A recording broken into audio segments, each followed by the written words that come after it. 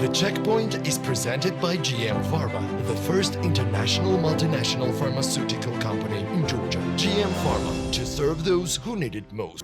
Nick Beresford, a development professional with over 20 years of experience with the United Nations, was appointed as UNDP resident representative in Georgia in September 2021. Before, he served in Cambodia, Bangladesh, Somalia, and East Timor, as well as in the UN headquarters in New York, USA.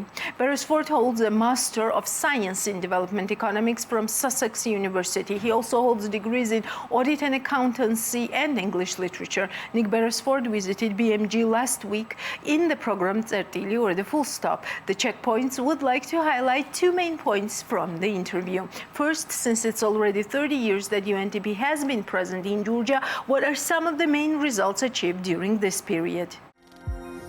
UNDP is one of the larger UN agencies in the country. We spend about $30 million a year on development programs in Georgia. In the past 5 years, that's gone up. That's doubled the amount that we've been investing in development here. If I look at the UN as a whole, we spend around about $60 million per annum. We've been here for 30 years now, since the restoration of independence, and we'll have our 30th anniversary year this year. And in that total time, we spent more than $350 million. That's in nominal terms. If I was to calculate it, taking into account of inflation, that would be, of course, a much higher figure. But I wanted to also, just, if I may, add on to that, to look at the total amount of development investment in Georgia. And if we look at it, the amount of investment per capita, the amount of investment per person in the country, it's more than $200. And that puts Georgia in the top 10 receiving countries of the world, if we exclude the small island states. So that's a very high level of development expenditure. It's nearly $0.8 billion. And that was in 2021 about 4.4% of GDP. So my point is that level of expenditure is actually quite significant and quite large. And I think two other things that need to be borne in mind when we think about the development expenditure is that, first of all, it's not spent evenly. It's spent with a focus on the poorest. It's spent on the focus with the people most in need, particularly the grant money that comes through UN and UNDP. And the second point I wanted to make also was that we do that in partnership. It's very much working closely with our government partners, closely with our ministries, but also very closely with civil society organizations, local NGOs. Georgia is blessed by having a very effective and dynamic civil society ecosystem. It has many very effective local NGOs, and when we're working with government and we're working with CSOs, this is how we do our work when it's at its most effective. And second, what does Georgia need for its development? Georgia's had a very open economy. Georgia's had also an economy very focused on exports. It's got the deep and comprehensive trade agreement with Europe. It's taken good advantage of that. And so I think on that side, it's well positioned. I would then focus on how do we take advantage of that growing level of trade, that growing economy, but also how do all Georgian people benefit from it? So the question for me is not just about the economic growth and the rate, which is important, of course, but it's about the distribution and the inclusion.